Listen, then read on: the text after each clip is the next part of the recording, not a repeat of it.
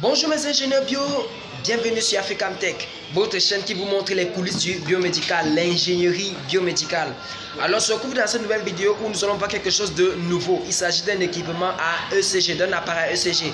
N'est-ce pas? L'ECG d'abord c'est quoi? C'est électrocardiogramme, c'est-à-dire l'activité électrique du cœur. Donc nous verrons un appareil qui permet de mesurer l'activité électrique de notre cœur.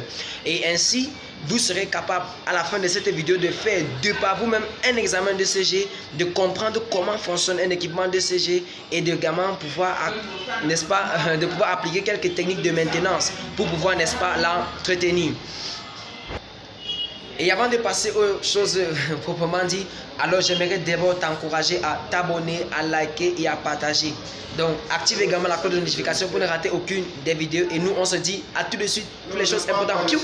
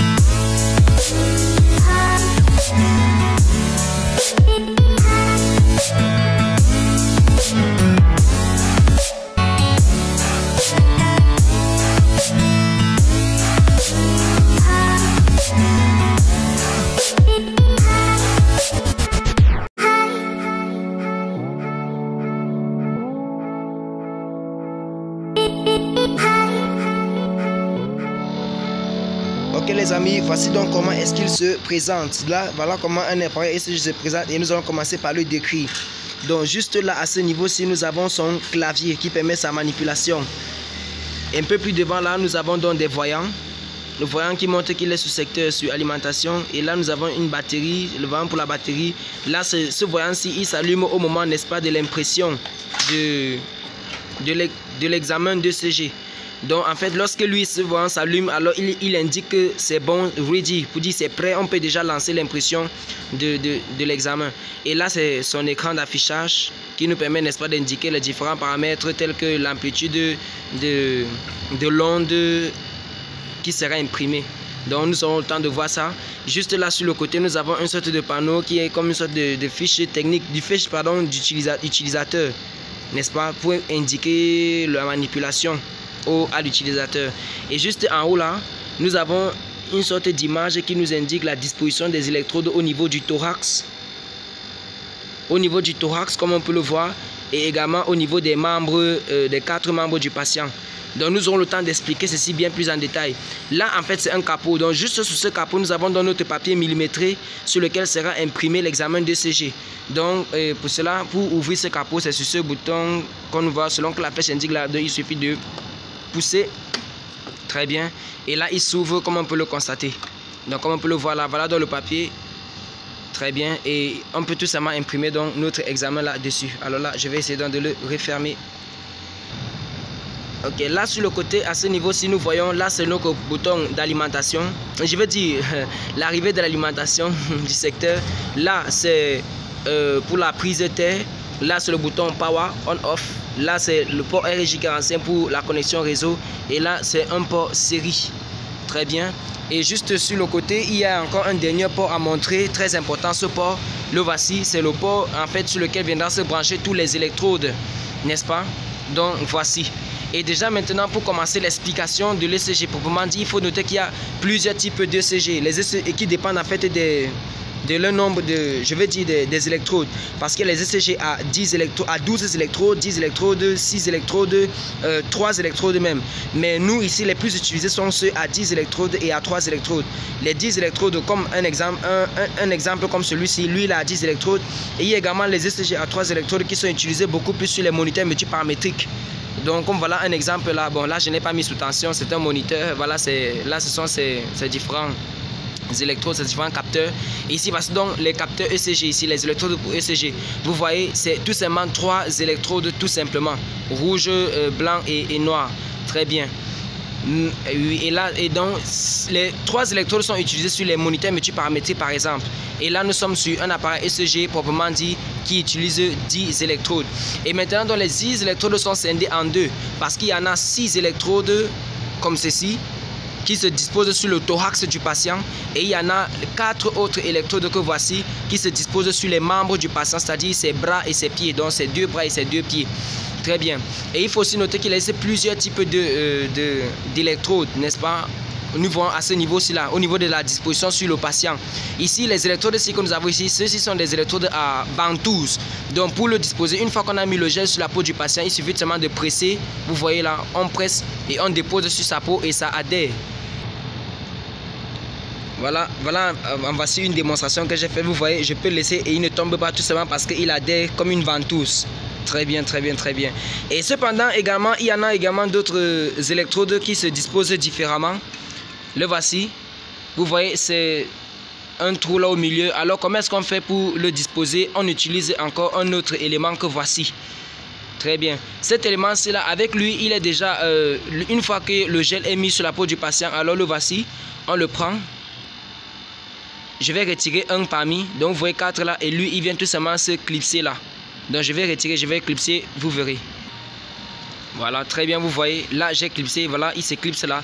Donc nous voyons ces différents broches noires là. Ils viennent tout simplement s'éclipser dans ce vide. Donc ces broches s'éclipsent dans ce vide et ça donne comme ceci. Là, il y a une sorte de gel, un peu comme une sorte de gel tout simplement là. Je ne sais pas si vous le voyez bien. C'est un peu comme gluant. C'est un peu comme gluant là. Et puis lui, il se colle tout simplement sur la peau du patient. Et permettre directement de prélever, n'est-ce pas, les données directement. Donc nous voyons donc ces 2 grands types. Si je vais un peu essayer de le coller sur ma propre peau et vous verrez. Voilà, très bien, vous pouvez le constater. Là, il est directement collé, il ne peut pas quitter du tout. Non, non, non, il ne peut pas quitter. Là, il est directement sur ma peau et il peut donc prélever des données. Mais bon, bien sûr que ce n'est pas à ce niveau qu'on le met. J'ai juste mis là pour le montrer. Il se place, nous verrons les endroits spécifiques où on place ces électrodes. Très bien. Alors, nous allons donc directement commencer par les expliquer. Donc très bien, comme je le parlais tout à l'heure, nous revenons en fait sur cette image ici et nous allons donc expliquer maintenant et bien comprendre en fait de quoi est-ce qu'il était question. Nous avons dit que sur les ECG à 10 électrodes, en fait ces ECG là, ces électrodes sont réparties, scindées comme en 2 groupes, où nous avons 6 électrodes qui se disposent sur le thorax du patient, comme nous pouvons le constater là à gauche, et nous avons 4 autres qui se disposent, n'est-ce pas, sur les membres du patient. Et comment est-ce qu'on les dispose? C'est-à-dire, un examen d'ECG est très facile et peut être fait, n'est-ce pas, par n'importe qui. Il suffit tout simplement de connaître comment disposer ces électrodes et puis, pouf, le tout se fera. Donc, pour le faire, on dit c'est le premier électrode se place à la 4e espace intercostal. Ou alors, du moins, on dit soudainement le 4e vertèbre. Donc, lorsqu'on compte, c'est en fait quoi? Ce sont les os, n'est-ce pas, qui sont au niveau de la cage thoracique là. Donc, lorsque vous voyez, je vais rapprocher pour bien voir. Très bien, comme vous pouvez le constater là, voilà le premier.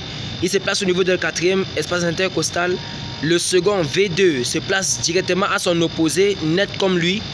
Le V3, normalement, avant de mettre généralement le V3, on met d'abord le V4.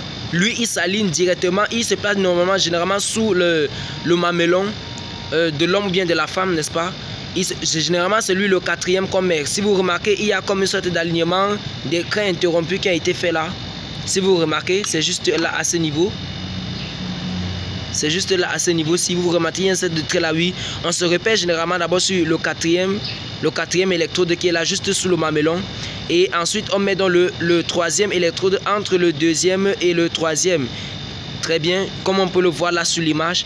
Et ensuite, le 5e qui se place, n'est-ce pas, au niveau de l'espace, juste après la 4e électrode.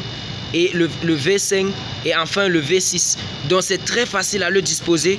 Et n'est-ce pas, les 4 autres électrodes qui se disposent sur les membres, nous voyons le RA. Il se dispose au niveau, n'est-ce pas, du bras droit du patient. Hein. Ça c'est le bras droit du patient qui correspond à notre gauche. Et le LA se dispose au niveau du bras gauche du patient, n'est-ce pas, qui correspond à notre droite à nous. Le RL, autant pour moi, se dispose sur le pied droit du patient. Et le elle se dispose sur le pied gauche, n'est-ce pas, du patient qui correspond à notre droite à nous. Donc une fois que ces électrodes sont très bien disposées de cette façon-là, alors nous avons donc tout simplement cette LED ici là qui s'allume, qui deviendra verte comme les autres. Une fois que cette LED ici s'allume, en fait elle est en train de dire ok c'est bon, on peut lancer directement l'impression. Pourquoi? Parce qu'elle a déjà prélevé les données. Et pour l'imprimer, il suffit tout simplement d'appuyer, vous voyez, voilà le symbole là, d'appuyer tout simplement sur le bouton 0 et directement l'impression se fera et on aura un exemple d'examen d'ECG comme je vous en ai préparé là. Donc vous pouvez constater là, c'est un exemple d'ECG qui a été fait. Et également pour bien faire également ces examens d'ECG, n'est-ce pas, toute personne devrait être à mesure, bon du moins tout opérateur qui le fait, on ne demande pas d'être cardiologue, non, mais d'au moins de pouvoir reconnaître quand est-ce qu'un tracé a été très bien fait. Donc lorsque le tracé a été très bien fait, toi-même visiblement tu peux le reconnaître. Bon, c'est aussi vrai qu'il y a un peu d'expérience et d'habitude dedans. Et quand on parle, il y a des informations également que cela nous fournit, c'est-à-dire la pression, le nombre de battements, autant pour moi, le nombre de battements du cœur par minute, nous pouvons le voir là. Là en fait il ne te suffit ici pour une personne qui est opérateur dessus, tu n'as pas besoin de pouvoir connaître comment interpréter tout ça. Là c'est le travail du cardiologue, du spécialiste. Donc pour toi au moins tu devrais être en mesure de pouvoir reconnaître ou du moins récolter toutes ces données-ci. Très bien. Et là nous avons les tracés, les différentes ondes, comme on dit, l'onde P, Q, R, S, T. Très bien, qui correspond à la polarisation et la dépolarisation au niveau du cœur et tout. Donc nous allons encore expliquer ça en fait sur un pan bien plus technique. Ok, revenons donc maintenant tout de suite à la réalisation d'un examen d'ECG. Alors le premier élément à mettre d'abord c'est tout simplement le gel. Donc voilà un gel, c'est comme vous le voyez là. Quel est le rôle du gel en fait? Pour comprendre son rôle, il faudrait d'abord comprendre qu'est-ce qu'un appareil à ECG mesure. L'appareil à ECG mesure l'activité électrique du cœur. Ça veut dire que le cœur émet à chaque impulsion cardiaque du cœur, alors l'appareil à ECG permet de récolter cela par le biais, n'est-ce pas, de ces différents électrodes qui sont disposés à tous ces endroits du corps du patient. Très bien. Et il faut noter que ces impulsions électriques en fait sont des microvolts même à la limite. Donc ce sont des très faibles tensions électriques, des très faibles même, je dis bien. Alors ces électrodes en fait sont donc chargées de pouvoir capter ces faibles tensions électriques pour pouvoir, n'est-ce pas, les amplifier. Bon, ici c'est dans la machine déjà et ensuite les imprimer. Alors pour donc permettre une bonne récolte de données au niveau des électrodes, alors on utilise donc du gel. Le gel il aura donc pour rôle de faire quoi? De permettre une bonne adhésion de l'électrode au niveau de la peau, c'est-à-dire pour qu'il puisse très bien récolter les données de manière fidèle. Et à l'intérieur, nous avons un composant beaucoup trop utilisé en électronique, beaucoup trop étudié même en électronique. Il s'agit des amplificateurs opérationnels. Donc ces amplificateurs opérationnels sont beaucoup à l'intérieur. Ils amplifient énormément cette tension. Donc j'ai dit c'est de l'ordre du microvolt qui est relevé. Et ces microvolts sont donc amplifiés à l'intérieur par des composants qu'on appelle des amplificateurs opérationnels et cela après amplification ils sont donc traités, ensuite imprimés, n'est-ce pas, sur papier comme nous pouvons le constater là tout simplement. Donc là, comme vous pouvez le constater, c'est vraiment un équipement fabuleux. Maintenant, s'il faudrait passer à une phase d'entretien et de maintenance, quelles sont les actions, n'est-ce pas, à poser pour entretenir cet équipement? Déjà, il faut noter que c'est un équipement très robuste. Dans le jargon technique, lorsqu'on dit qu'un équipement est robuste, ça veut dire que c'est un équipement vraiment qui est vraiment résistant, que ce soit au niveau des chocs électriques, qui peut vraiment tenir et qui a une bonne durabilité. Donc c'est un équipement dont la fiabilité doit être à l'extrême, parce qu'il s'agit quand même du cœur humain dont on prélève les données. Donc il y a une très bonne fiabilité, c'est une machine très robuste. Mais cependant, il y a quelques actions à faire, comme nous le connaissons nous tous, nettoyer la poussière et tout. Mais il y a une action très importante à toujours faire au niveau des électrodes. Il faudra toujours, premièrement, bien maintenir ces électrodes. Ne pas les entrelacer entre eux afin d'éviter, n'est-ce pas, les risques de coupure. Parce que imaginez-vous, lorsque vous regardez là, un exemple de tracé ECG comme ceci, ce n'est pas pour dire que ce tracé est le plus parfait qui soit, non, c'est un exemple juste que je prends pour montrer. Vous verrez à ce niveau, il y en a un, il y en a deux, il y en a trois, comme vous pouvez le constater. En fait, c'est les différents électrodes dont on a disposé. Donc voilà, 1, 2, 3, Ici, nous avons là V1, V2, voilà, V3, V4, V5, V6 et tout. Donc, tous ces électrodes disposent. Donc, chaque électrode a un tracé qui lui est propre. Ce qui veut donc dire que, imaginez donc qu'un électrode venait donc à se couper. Alors on en manquerait de données. Donc il faudrait éviter de les manipuler brutalement et de les entrelacer, les mettre en désordre. Il faudrait éviter ça. Donc il faudrait bien les ranger et ils pourront vraiment mettre très long. Et l'autre entretien qu'il faudra faire, c'est au niveau, n'est-ce pas, des ventouses qui récoltent les données. N'est-ce pas, comme vous pouvez le voir. Alors il faudrait le nettoyer constamment pour qu'il n'y ait pas en fait des traces, parce que à force de l'utiliser sur les patients, de mettre le gel, alors il y aura des traces qui vont se forger là.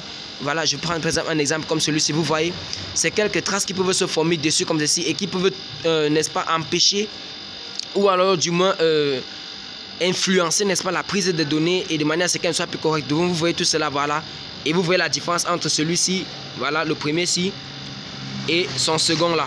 Donc il faudrait le nettoyer comme ceci de temps en temps, de manière à permettre qu'il soit véritablement propre, de manière à pouvoir récolter les données les plus fiablement possible. Très bien. Et également, toujours avant de prendre les données, il faudrait se rassurer vraiment que la connexion est également très bien faite là à ce niveau. Donc il faudrait tourner, n'est-ce pas, cette manette ici pour se rassurer que véritablement le contact est vraiment très bien fait. Donc là, c'est quelques actions. Éviter de les manipuler avec brutalité, de les entrelacer et aussi toujours veiller à les nettoyer de manière à les garder propres pour pouvoir bien récolter, n'est-ce pas, les données. Notons que nous avons dit que c'est des millivolts de faible tension. Donc s'il n'est pas propre, vous pouvez constater tout de vous-même que la prise de données sera corrompue. Donc là, vous connaissez à présent tout sur les appareils à ECG. Vous-même, vous pouvez le faire. Je vais vous laisser déguster davantage cette vidéo. Et si vous avez des questions, n'hésitez pas à les mettre en commentaire, de liker, de partager et de vous abonner, n'est-ce pas, à la chaîne. Et nous, on se dit à bientôt pour une prochaine vidéo. Oui, mes ingénieurs qui ont parvenu au thème de cette vidéo, j'espère qu'elle vous aura plu. Alors si vous avez des questions, n'hésitez pas à les mettre en commentaire. Donc vos idées, vos questions, je vous attends en commentaire. Likez, partagez, abonnez-vous pour ne rater aucune des prochaines vidéos. Et surtout, il faudrait noter que la chaîne elle est nouvelle et c'est vous qui la fera croître. Donc déjà, merci pour votre soutien, votre encouragement et je compte sur vous pour faire davantage grandir la chaîne et pour qu'elle soit davantage connue. Alors n'hésite pas à partager, à t'abonner et à liker. Et nous, on se dit à bientôt pour une prochaine vidéo. Surtout, n'oubliez pas, sautez, techniquer et sauver des vies.